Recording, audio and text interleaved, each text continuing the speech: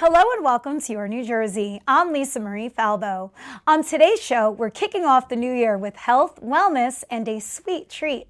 We'll hear from Emmy-winning producer and cancer survivor John R. Green, and later, Justin Ellen, the New Jersey baker turned global sensation.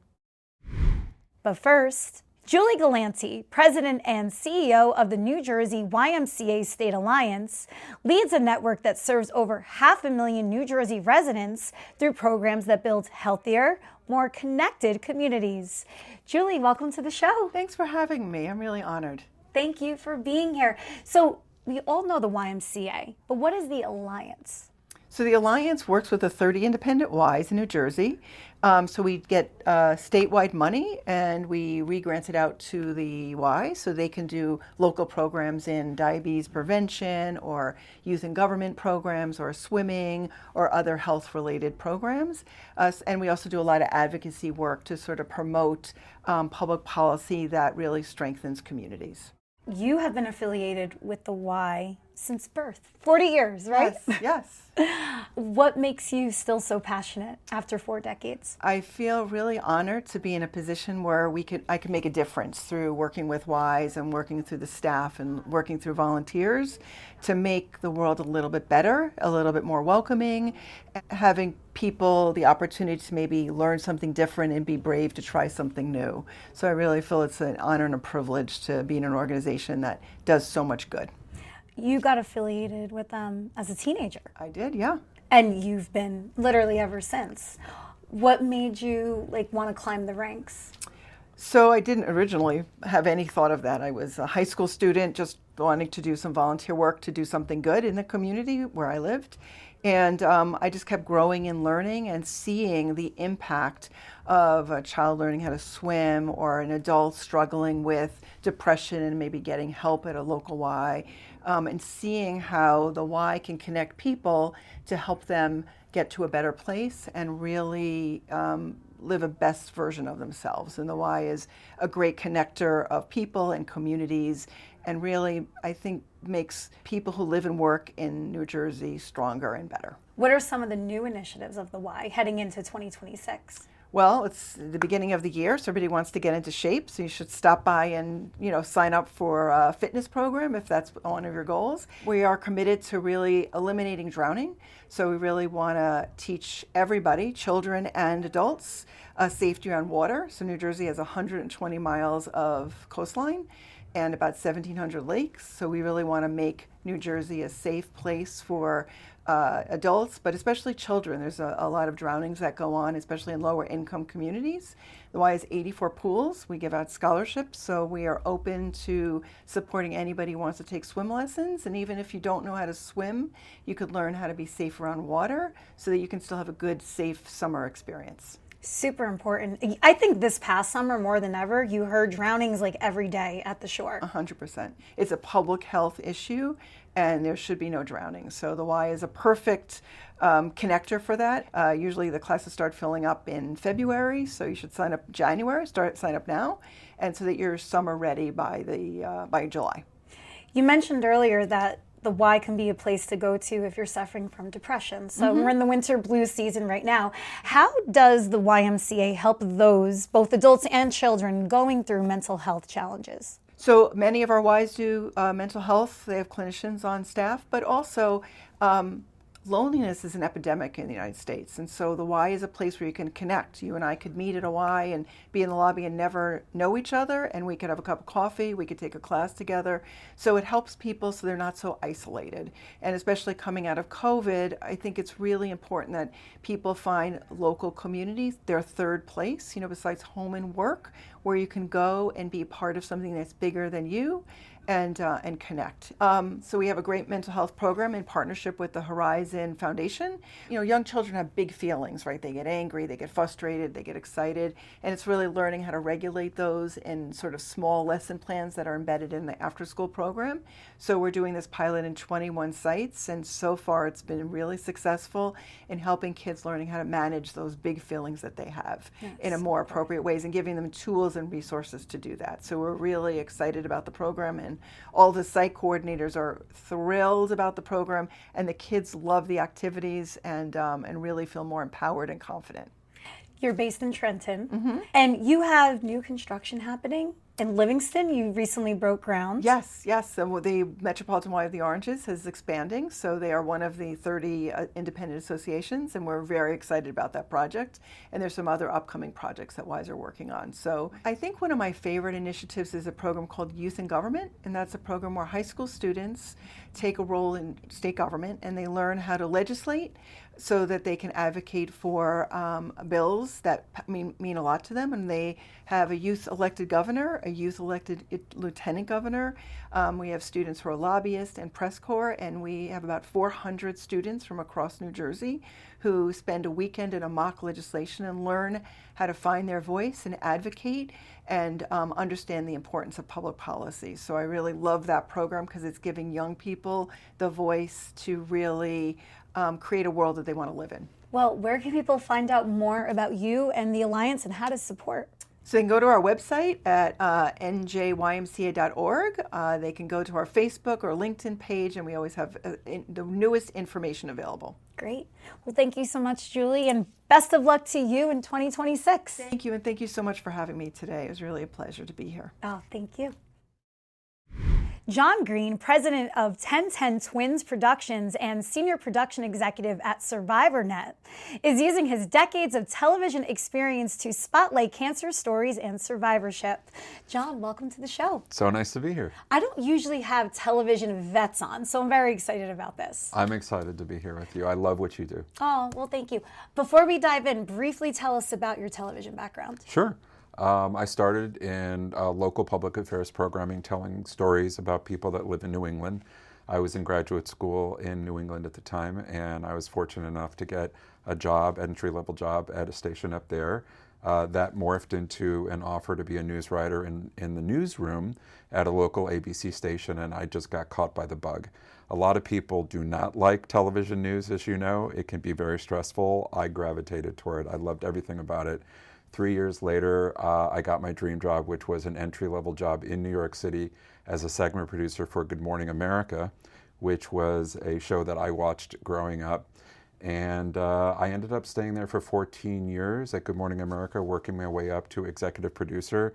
It was a really, really beautiful experience working with wonderful anchors like Diane Sawyer or Charlie Gibson, covering most of the major world events, traveling all over the world. And then after that, I got into long-form production and became the co-executive producer of 2020, the primetime news magazine that still airs on Friday nights after 40 years, and was also just such a highlight because Barbara Walters was still there.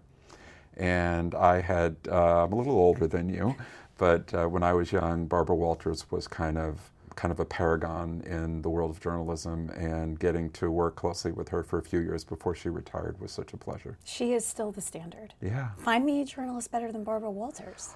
She was amazing and funny and so lovely. I learned a lot from her. I laughed a lot with her, and she was exactly what you saw on TV. She was tough. Tough, but I mean, she can get anybody to open up. She could. You know the old joke, like, I'm going to pull up Barbara Walters, I'm going to make you cry. Yeah. Should I try that on you? No. But maybe you can give me tips that you learned along the way. But maybe the next part of your story will make me cry. So you were on top of the production television world, right? When did you decide, or what made you decide to pull out of the rat race? So I had been working for many years with a wonderful, wonderful news anchor named Robin Roberts. You probably know her as the current host of Good Morning America. Robin was diagnosed with breast cancer, and then a few years later with myelodysplastic MDA, a blood cancer that often results after you've been treated for another cancer.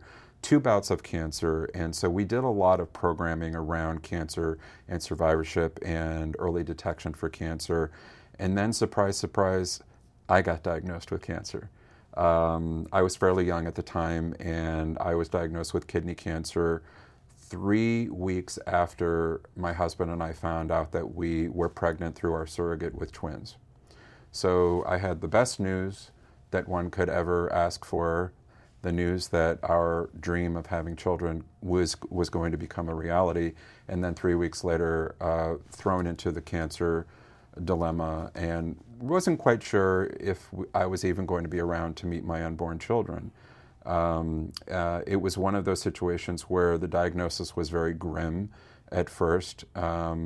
They thought they saw the cancer all over my body. The initial diagnosis was that I had metastatic advanced stage cancer, but luckily what they found in my liver and my lungs was benign.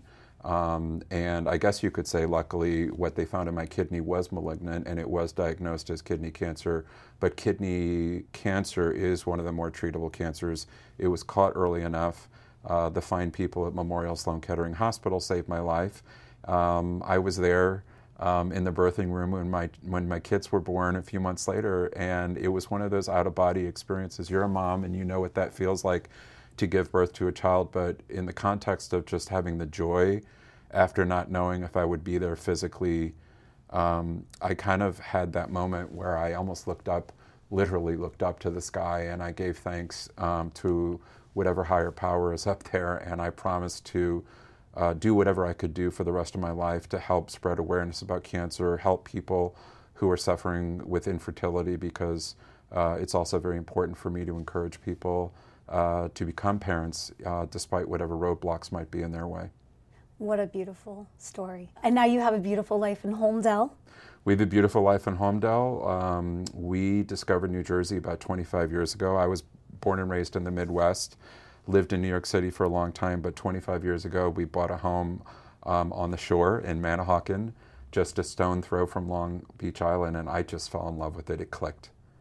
And you're going to have to forgive me because I am the biggest New Jersey fan in the world. Well, I am too, so okay. There you go. We have that in common, right? Most people, obviously, that come on your show love New Jersey for a reason.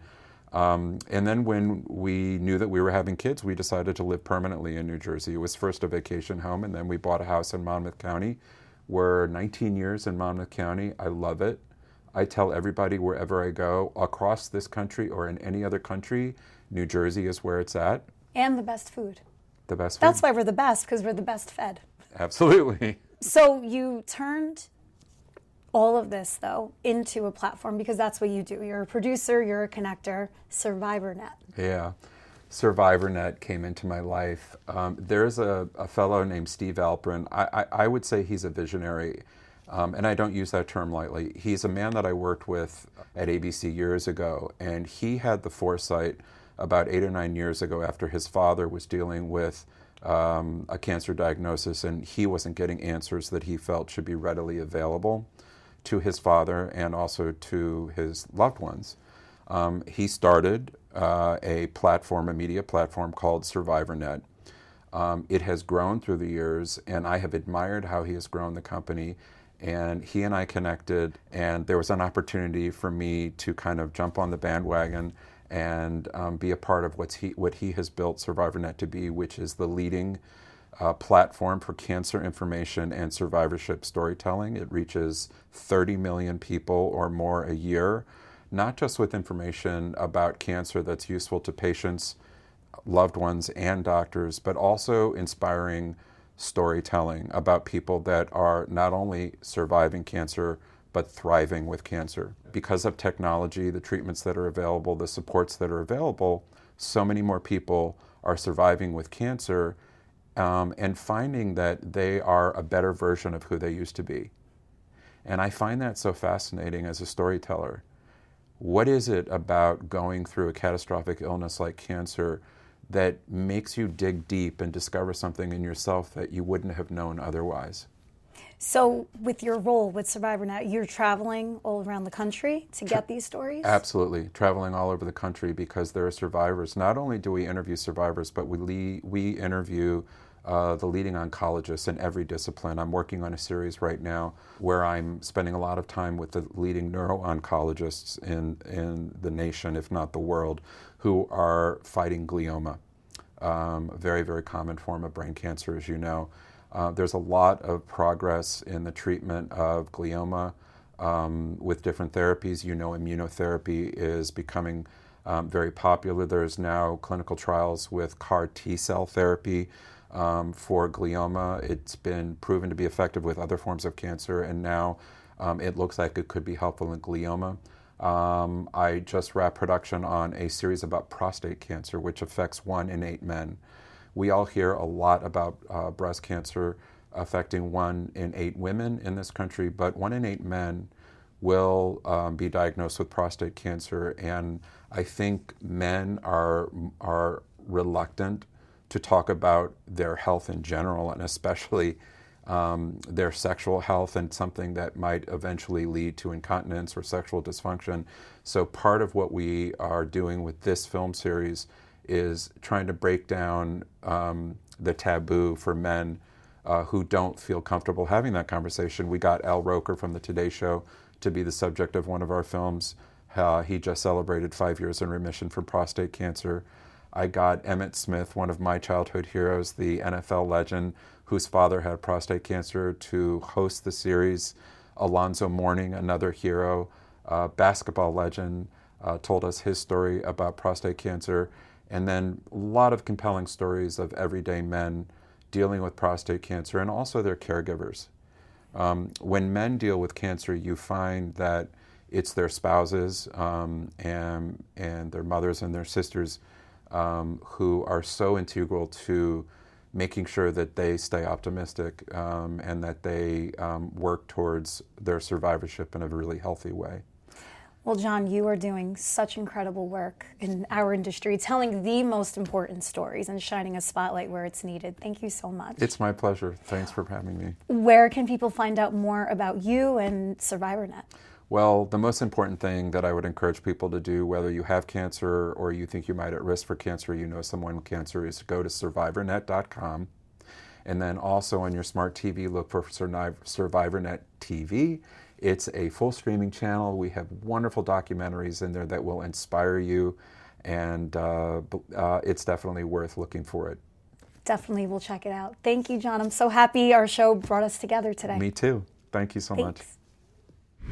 Justin Ellen, a celebrity baker and CEO of Everything Just Baked, is here to show how he's using baking to give back right here in the Garden State. Welcome, Justin. Thank you for having me. You have quite the platform, my friend. I mean, you're dominating television, first of all. Thank you. Tell us about all of your TV time lately. Yeah, so I was first seen on Is It Cake on Netflix. I was on season 1. I was the youngest baker there, 18 years old. I think youngest in history still. And just recently, I was on Next Level Baker with Gordon Ramsay on Fox. Wow. I still can't believe it. What an experience that must have been. It's Gordon Ramsay. It's like my idol, and it's like, I've met him. Like, come on. Was he cool? He was. He was just as cool as everyone thinks. All right. Well, Yeah. where did your baking journey start?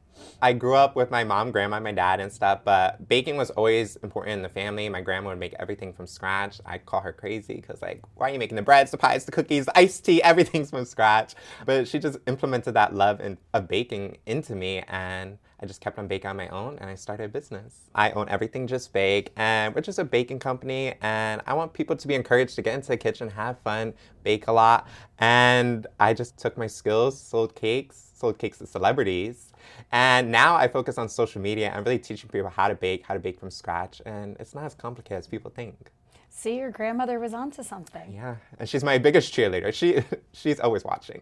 Oh, I love that. My grandmother is watching right now, wishing I inherited her cooking. She's from Italy and spent her whole life in the kitchen. And I'm like, okay, where can I order from tonight? So you bake cakes for celebrities. Mm-hmm. First of all, where is your kitchen located? In Passaic, New Jersey. Okay. I've made cakes for Mary J. Blige, Sadie Sink, and even some major brands like Disney, all different things. How do they find you? They usually find me on social media. I really like posting on social media because it allows me to show my personality. I like to have fun. I feel like when you're in the kitchen, that's the time to make memories, have fun. So I like to express that on my social media. And I've now amassed a large following of over like 3 million followers. Oh, I am in the presence of celebrity. Something like that. That is so... On a day-to-day, what are you doing?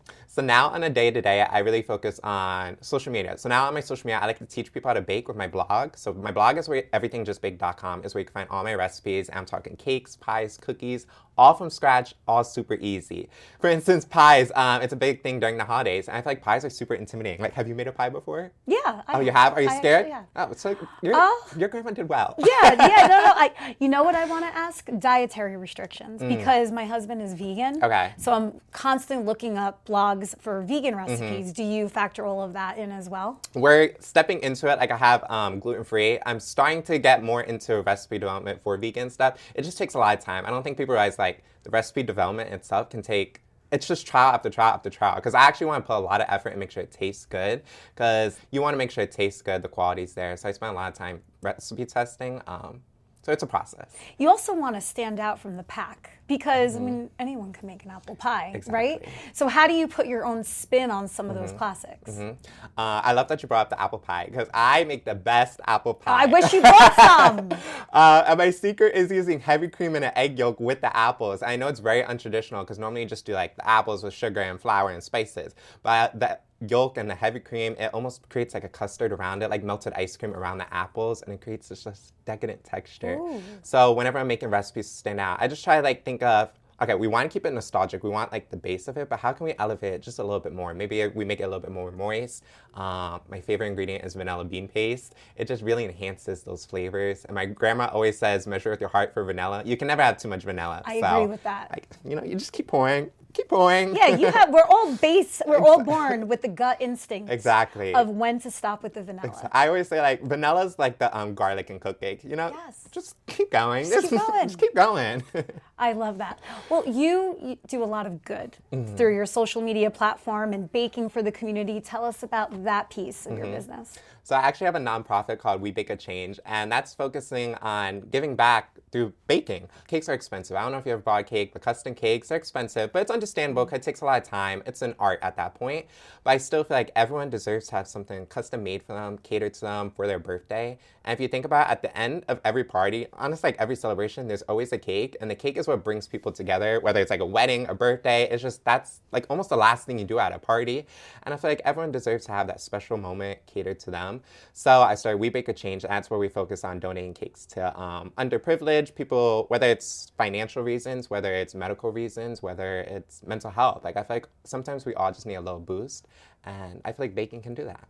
Well, you're such a sweet soul. I'm so happy Thank that you. our show brought us together. But before we wrap, where can people find out more about you and to become your 3 millionth and first follower? So you can find all about me on all social media platforms at Everything Just Baked, and you can go on my website for all my recipes, all for free at everythingjustbaked.com. Justin, you are a rock star. Thank you so much for coming Thank here you today. for having me. It was so much fun. Thank you for joining me on another episode of Your New Jersey. I'm Lisa Marie Falbo. We'll see you back here next week.